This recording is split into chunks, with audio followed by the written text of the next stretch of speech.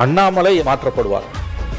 அண்ணாமலையை பிஜேபி தலைவராக வைத்துக்கொண்டு அதிமுக பிஜேபி கூட்டணி சத்தியமா வராது. தற்போதைய பொறுப்பிலிருந்து வெளியேற்றப்பட்டு தேசிய அளவில் வேற ஏதாவது பொறுப்புகள் அண்ணாமலைக்கு கொடுக்கப்படும். ஏன்னா எடப்பாடியை வழிக்கு கொண்டு வரதுக்கு அவங்க ரொம்பவே கஷ்டப்பட்டிருக்காங்க. அமித்ஷா சந்திச்சதுக்கு அப்புறம் இது தலைகீழா மாறி இருக்கிறது அப்படிங்கறதையும் நம்மளால பார்க்க முடியும். இறுதி கட்டத்தில் பாஜகவோடு போய்விடுவார்கள் என்பதுதான் என்னுடைய கணிப்பாக இருந்தது. நான் எதிர்பார்த்தது தேர்தல்கள் நெருக்கத்தில் இந்த ஆண்டு இறுதியில் அக்டோபர் நவம்பருக்கு பிறகு தேர்தல்களுக்கு ஒரு 4-5 மாதங்களுக்கு முன்பு அது நடக்கும் நான் எதிர்பார்த்தேன்.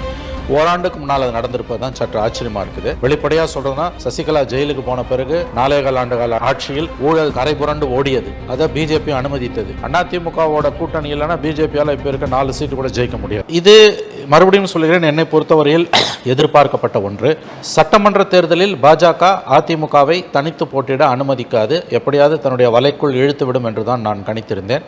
அதுபோலத்தான் இது நடந்திருக்கிறது. தன்னிச்சையாக பிஜேபி உறவை உதறக்கூடிய அளவுக்கான அரசியல் தனித்தன்மை இன்றைக்கு அதிமுகவுக்கு கிடையாது. அவங்களுக்கு நிறைய பிரச்சனைகள் இருக்குது. எடப்பாடி பீரியடில் நடைபெற்ற பல சம்பவங்கள், வெளிப்படையாக சொல்கிறதுனா பல ஊழல்கள், பல ஆயிரக்கணக்கான கோடிக்கணக்கான ரூபாய் ஊழல்கள் கோப்புகள் நரேந்திர மோடி டேபிளில் அவருடைய மேசையில் தூங்கி கொண்டிருக்கின்றன. ஆல்ரெடி முன்னாள் அமைச்சர்கள் ஒரு 8 பேர் மீது அமலாக்கத்துறையின் அருட்கண் பார்வை பதிந்திருக்கிறது. வெளிப்படையாக சொல்கிறதுனா சசிகலா ஜெயிலுக்கு போன பிறகு 2017 பிப்ரவரியிலேருந்து 2021 ஏப்ரல் அந்த 4.25 ஆண்டுகால ஆட்சியில் ஊழல் கரை புரண்டு ஓடியது.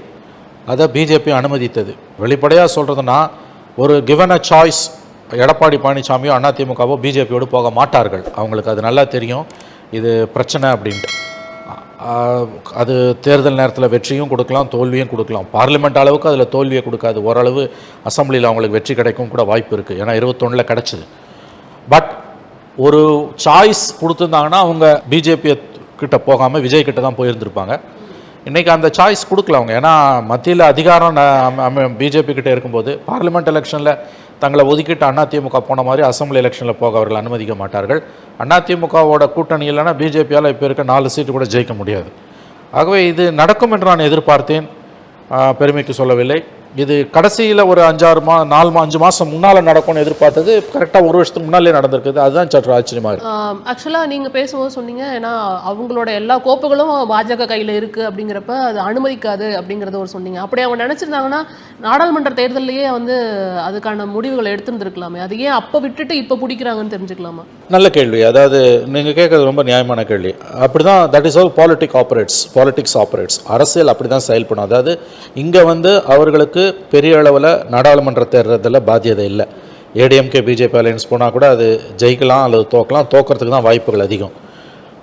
வேண்டா வெறுப்பாக ஏடிஎம்கேவை கழுத்தில் கத்தி வச்சு நீங்கள் கொண்டு வந்தீங்கன்னா அவங்க ஒரு எலெக்ஷனில் தோத்துட்டா 2வது எலெக்ஷனில் திமிரிடுவாங்க. பார்லிமெண்ட் எலெக்ஷனில் எப்படி இருந்தாலும் முடிவுகள் இப்படி தான் அமையும். வேணால் கொஞ்சம் கூட சீட்டு திமுக தோற்று இருக்கலாம் ஏடிஎம்கே பிஜேபி அலையன்ஸ் இருந்திருந்தால். ஆனால் நம்ம ரொம்ப நெருக்கி அவங்கள கொண்டு வந்தோம்னா அது ஃபெயிலியர் ஆகிறதோடு மட்டும் இல்லாமல் சப்சிக்வெண்ட்டாக அடுத்த எலெக்ஷன்லேயும் அவங்கள நம்ம நெருக்க முடியாது. ஏன்னா ஒருத்தனை ரொம்ப நாள் நீங்கள் பயமுறுத்தி வைக்க முடியாது. அதனால் எப்படி இருந்தாலும் பார்லிமெண்ட்டில் இங்கே ஒன்றும் பெரிய ஸ்டேக்ஸ் கிடையாது, அதனால் விட்டுட்டாங்க. பட் அசம்பிளியில் விட மாட்டாங்க. அசம்பிளியில் கண்டிப்பாக இன்னொரு தடவை திமுக ஆட்சிக்கு வருவதை பாஜக விரும்பவில்லை. அதை ஏற்பாடுபட்டால் தடுப்பார்கள். இந்த அலையன்ஸ் இப்போ ஏடிஎம்கே பிஜேபி பாமக தேமுதிக கிருஷ்ணசாமி இவர் Parivendhar AC Shanmugam John Pandian G K Vasan அந்த 2019 அலையன்ஸ் உருவாகும் பட்சத்தில் அது ஒரு கடுமையான போட்டியை ஏற்படுத்தும். பார்லிமெண்ட் எலெக்ஷனில் பிஜேபிக்கு எதிராக வாக்களிக்கக்கூடிய தமிழக மக்கள் அசம்பிளி எலெக்ஷனில் பிஜேபி இடம்பெறக்கூடிய கூட்டணிக்கு அந்த அளவுக்கு எதிராக திரும்புவார்களா என்பது மிகப்பெரிய சந்தேகம்தான். வேணால் பிஜேபி போட்டி போடுற இடங்களில் அவர்கள் தோற்கடிக்கல, தோற்று போகலாமே வழியாக பிஜேபி போட்டி போடாத மற்ற இடங்களில் அந்த என்டிஏ அலையன்ஸுக்கு வெற்றி வாய்ப்பு பிரகாசமாக தான் இருக்குது. அப்படி தான் நான் இதை பார்க்குறேன். ஏன்னா இன்னும் 1 வருஷம் இருக்குது, சரியாக 1 வருஷம் எலெக்ஷன். 5 வருஷம் பொறுத்து போகும்போது ஆன்டி பிஜேபி ஃபீலிங் தமிழ்நாட்டில் எவ்வளோ இருக்கோ அதற்கு இணையாக அதை விட அதிகமாக ஆன்டி ஸ்டாலின் ஆன்டி இன்கம்பன்சி இருக்கும். அப்போ ஆன்டி பிஜேபியை anti DMK anti Stalin anti incumbency neutralise பண்ணிவிடும், மழுங்கடிச்சிடும். அது அந்த நம்பிக்கையில் தான் பிஜேபி ஏடிஎம்கேவை வலியுறுத்தி அலையன்ஸு கொண்டு வராங்க. இந்த அலையன்ஸ் ஒரு ஸ்ட்ராங் அலையன்ஸாக தான் இருக்கும். அவ்வளோ அவங்க ஜெயிப்பாங்கன்னெலாம் நான் சொல்லலை. ஆனால் மிக கடுமையான போட்டியை அவர்கள் திமுகவுக்கு உருவாக்குவார்கள்.